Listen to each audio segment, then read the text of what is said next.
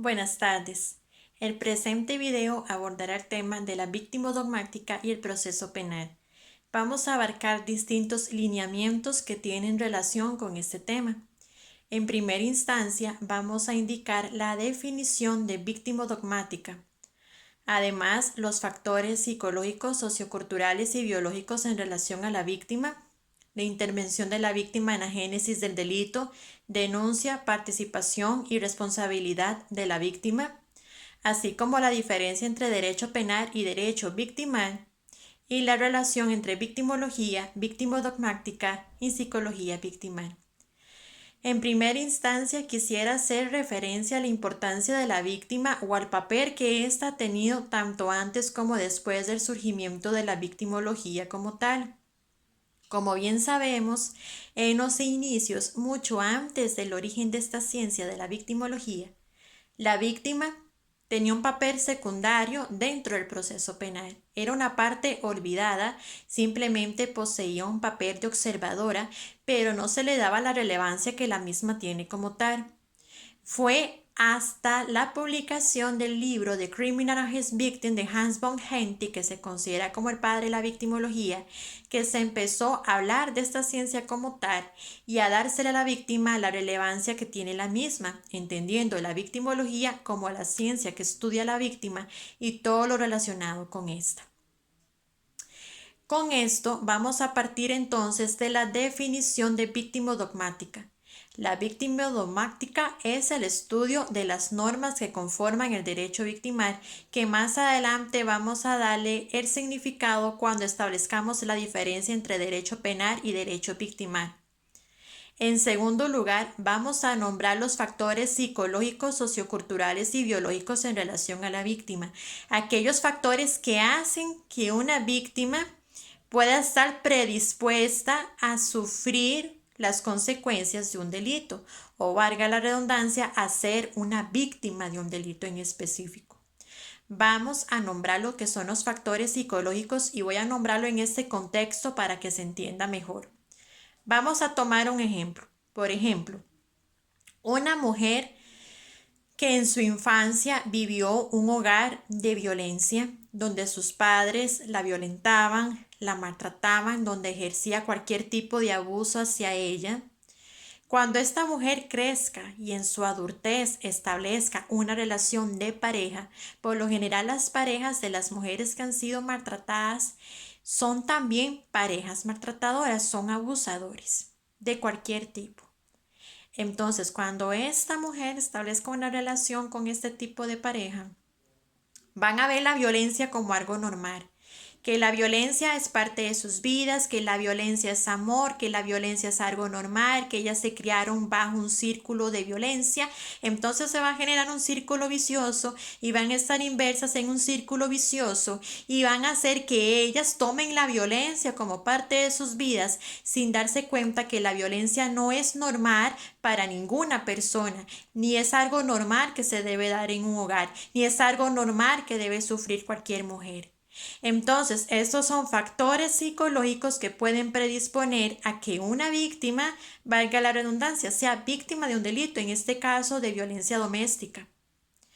Asimismo, tenemos los factores socioculturales y voy a explicarlo bajo el contexto de la trata de personas, que es el delito donde con mayor facilidad se pueden explicar los factores socioculturales en relación a la víctima. Como bien es sabido, en los últimos días han salido en las noticias asuntos relacionados con trata de personas bajo la modalidad de servidumbre sexual o servidumbre doméstica. Inclusive han habido detenciones de sujetos que han tratado mujeres bajo alguna de estas dos modalidades. Cuando hablamos de trata de personas, que lamentablemente es un delito que se da no solamente en Costa Rica, sino a nivel de Latinoamérica, y se dice incluso que los tratantes tienen una base de datos de hasta 2.000 posibles víctimas. Estamos hablando que bajo el contexto de la modalidad de turismo sexual o servidumbre doméstica, por mencionar un ejemplo, las mujeres que son víctimas de este delito son mujeres que vienen de otros países. Voy a mencionar algunos. Por ejemplo, Nicaragua, Panamá, Colombia, República Dominicana, Haití, donde son países donde las condiciones laborales en general son muy escasas, donde la igualdad de género es muy limitado, donde no existen muchas oportunidades para las mujeres.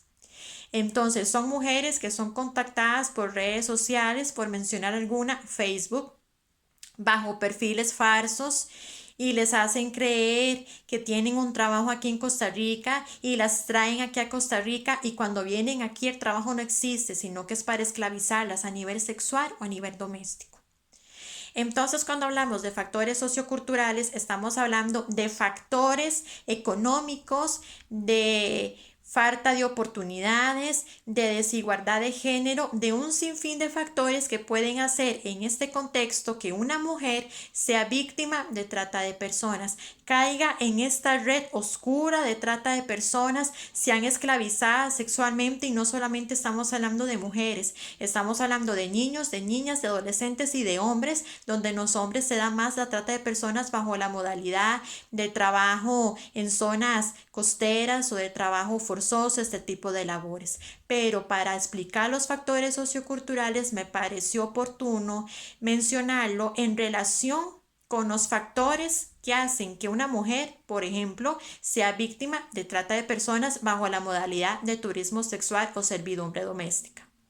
Ahora bien, cuando hablamos de factores biológicos, estamos hablando de factores como raza, la edad, el sexo, por mencionar algunos muy limitadamente. Por ejemplo, podríamos decir que las mujeres pues somos víctimas más propensas a sufrir un tipo específico de delito que los hombres, o que los adultos mayores son más propensos a sufrir un tipo de delito, por ejemplo, estafas, que las personas adultas, o que los niños y niñas y adolescentes son más vulnerables a sufrir un tipo de delito, como por ejemplo, si estamos hablando de la red de pedofilia y pederastia, de ser víctimas más propensas que una persona ya adulta. Entonces, son factores biológicos que hacen que una persona pueda estar predispuesta a sufrir un tipo de delito.